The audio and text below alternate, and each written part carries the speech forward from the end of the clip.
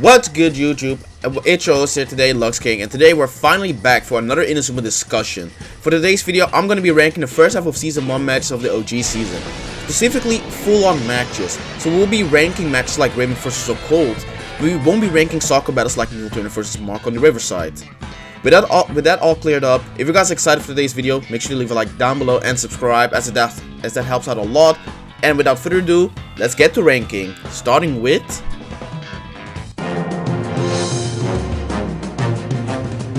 To start off today's ranking, we are starting off decent with Raimon vs Royal Academy, in which Raimon got their ass whooped badly. Like, it wasn't even competition. Like, it was awful. Like, people getting literally like just getting sent to the hospital, it almost seemed like. It was awful. So you might be thinking, this is going to be on the bottom of the list, right? Well, actually, no, it isn't. Let me explain why.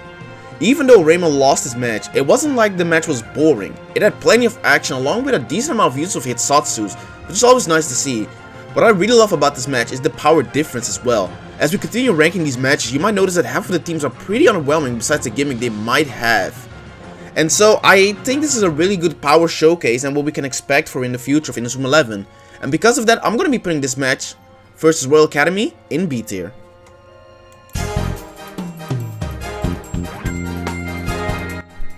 Next up, we've got Raimon vs Occult, and right off the bat, Raimon gets the first goal in this match by Kevin the Goat, which is pretty nice. And Occult does not seem like they're not strong at first until we get to see the gimmick of this match.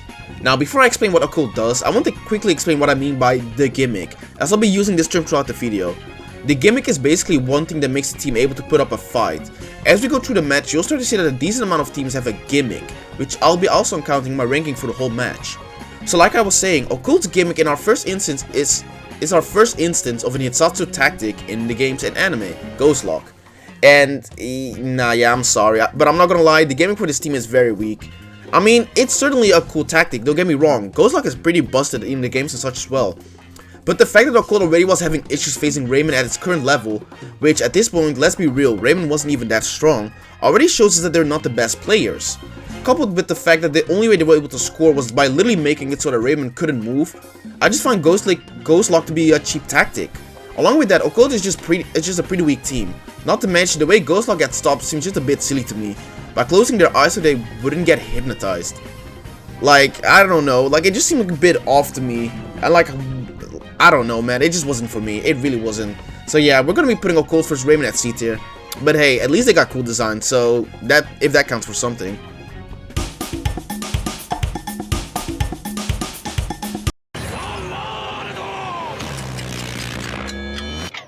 Alright, we're back here again. I did not think I was gonna come here so fast. Pause. But we are here again because past Lux again messed up. Now, it wasn't anything big or anything, but in the next section, he is going to be talking about the Wild match, and something he wrote in the script is that Wild scored a goal against Raimon. Now, I don't know where he got that info from, because I mean, Wild did not score a goal. Matter of fact, nobody scored a goal that whole match until Jack and Axel actually scored the winning goal. So again, I do not know where past Lux got that idea from, but he ain't there with his head. He ain't clear with his head. He ain't thinking. But that's fine. I came here to fix what he did. It's all right. Anywho, I hope you guys enjoyed the rest of the video. Up next, we've got Raimon vs Wild, and already this match starts off much better than it did with Occult. Unlike Occult, Wild seems to be the first decently matched team Raimon has gone up against, and it shows. Wild was able to score against Raimon by just playing normally, unlike other teams we'll be talking about in the future. Now, there's a couple things wrong. Even though they are kind of on the same strength as Raimon, there is something that kind of makes me a bit like annoyed, and that's the fact that they did strike Kevin out using Lion, literally crashing Kevin into a signboard or whatever it's called. Though it didn't feel like they were doing it on purpose, so I can let it slide for the ranking, as it just seemed like they were just playing normally. As for Wild's gimmick, they don't actually really have one, I think. Well, at least Wild's strength is that the players all have very good skills resembling the animals they're based on, like Chicken being able to jump very high, Cheetah being very fast, etc. But I wouldn't call those outright gimmicks, as it's just what their characters are. With that in mind, I found that Wild vs Raimon was a pretty solid match. Both teams were evenly matched. Jack was able to get over his fear of heights and use Inazuma Drop, becoming the match's MVP, and this was the first match we got to see Bobby play. Overall, a very solid match. Wild vs Raimon is going to be tier.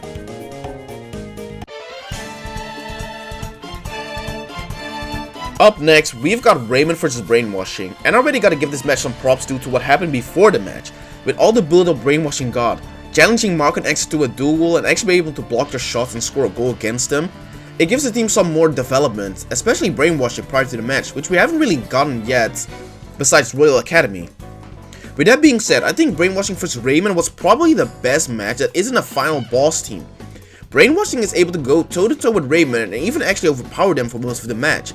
What's interesting is Brainwashing's gimmick, which is basically their communication and the use of some sort of device that sends them info about the players, along with the probability of stopping shots. The thing though is, I don't think this is really cheating. They're using information they collected by playing simulations of Raimon and improving that way. I think of it as the training center in Go Galaxy, where simulations are also used for training. It wasn't until Mark had enough of their playstyle that he created the show with Axel to get an unpredictable goal, for which their research had nothing prepared. And then we got the final clash of the match, where Axel used fire to try and score, and Neil intercepted, making both players fall down and injure themselves. For Raimon, this injury actually has consequences we'll get into later. So yeah, Raimon vs Brainwashing was an awesome match, not just power-wise, but also a match about ideals, which came down to the wire. And because of that, I'm putting Raimon vs Brainwashing in high A tier. It's an awesome match with both teams being somewhat equally matched and playing their soccer, and I can ask for more. Alright, up next we got... up next we got Otaku. So yeah, Otaku was a team that Raimon went up against, and in my opinion, it's one of the worst matches. Not just this season, but throughout all of seasons of Inazuma. Let me explain my issues with this match. First off, the power levels. Now this isn't Dragon Ball, so it's easy to understand when I say that for the stage we're in with the tournament, all opponents Raimon has played against were somewhat decent to good teams, right? So explain to me, in the semi-finals, we're playing against a team whose strategy is to stall the first half of the match by passing because they don't have energy to play the whole match in full power. This is the same team that cheats by literally replacing the soccer ball with watermelons from their coach and literally body slamming the goalpost away. What I don't get is how a team like this made it to the semi-finals. Like, I can see it working against the first team they go up against in the tournament, but you're really trying to tell me that no one throughout this tournament has noticed them doing this? Possibly my biggest gripe with this match is how heavily nerfed Raimon is. First off, Axel isn't playing due to his injury against Brainwashing, which is fair. It does nerf Raimon's firepower. However, you still have Kevin, who at this point is still a solid striker in the series, and should easily be able to get through them. But they nerfed him, basically making him miss all his shots due to them spamming Bewildered. Also, what doesn't make sense to me is how Otaku was able to prevent Raimon from getting the ball for the whole first half. This is literally the same strategy Brainwashing used after they got a 1-0 lead. It just doesn't make sense to me. If Raimon was able to steal the ball from them, how come they couldn't do the same here? You know it's bad when the MVP of this match wasn't Mark or Kevin, but freaking Willy. Like, no hate towards Willy, like we all know he's a god, but he should not have been the answer to something that seems so obvious to me. And that's what I mean when I say Raimon got nerfed to oblivion. It's never good in any show when you dumb down or weaken a character so the opponent stands a chance, even though they're clearly much weaker. And you know what sucks even more?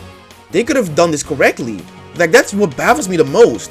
In the Inazuma 1 game, the way Otaku was treated this day, not only food poisoned the team when they visited their cafe, but after the match they hack into the newspaper and actually make it seem like they won in the eyes of the public.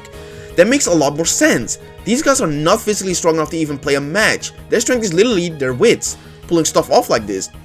But alas, we got the worst version of this, and because of that, I'm putting Raimon vs Otaku in F tier. It's an awful match for this part in the story, and again, just throughout the whole Inazuma franchise, it's just a very bad match. And for today's video, last but not least, we'll be talking about Raimon vs Roller Rematch. I've got only a few words to say, and that it is peak. From the build-up with the story before between Jude and Celia, to the ultimatum Marcus left with after meddling from Ray Dark, to literally attempted murder on these kids. Radar makes it look like this is some Hunter x Hunter plot up in here. It's also well executed, as we spent multiple episodes building up to this, and it definitely shows. That's without even talking about the actual match, which, like I said earlier, is peak. Right off the bat, Royal shows why they are the strongest team in the country, from awesome plays being made by Jude to awesome goalkeeping capabilities from King. Royal in the first half was really giving Raimon a run for their money. Now, even though I did say the match is peak, There's like two little tidbits of stuff that don't really ruin the match for me, but do kind of make me wish they weren't done. The first was actually injuring Jude mid-match, making it much tougher for Jude to play in the second half. While it wasn't done on purpose, it still gave Raimon a slight advantage, as Jude wasn't able to go all in without worsening his injury, which I think wasn't really needed. Like I think it would have felt much better if Raimon was able to fully beat Royal, while all their players were just like fully like up to par, like fully like healthy and everything, you know. The second is the last move used to score the winning goal, being Inazuma 1 drop. Now, there's nothing inherently wrong with the shot itself, but I think it would have been cooler if it was a completely new Satsu technique, like how Jude came up with Emperor Penguin number 2 to beat God Hand. Again, this is just something small that doesn't outright ruin the match for me, so it's fine for what it is. It was also nice to see how, besides the main characters, all of the team actually got to show off some moves, like Flurry Dash from Nathan and Whirlwind Twist from Timmy, etc. and such. It really shows that even though the team does get somewhat carried by the big guns like Axel and Mark, they also still have skill, which is how they made it so far. So for that, I gotta applaud them, like genuinely, like it was very good to actually see them play, all of them play and putting in the work. So for a match like this, it's mighty obvious we're putting it in S tier. It's one of the most peak matches in Season 1, and putting it any lower will be disrespectful. And that's gonna be it for part 1 of ranking Season 1 matches. I must say, going back and checking out all of these matches feels really nostalgic, but it also shows how much Inazuma has grown. As we keep ranking matches each season, we'll be seeing a lot more crazy stuff happening, but that's for another time. If you guys enjoyed today's video, make sure to leave a like down below and subscribe, I would really appreciate it. Part 2 of these videos is in the works currently. I'm gonna try to get it done before New Year's, but again, I'm trying my best, but we gotta see how it goes. But without further ado, I'll see you guys in the next one.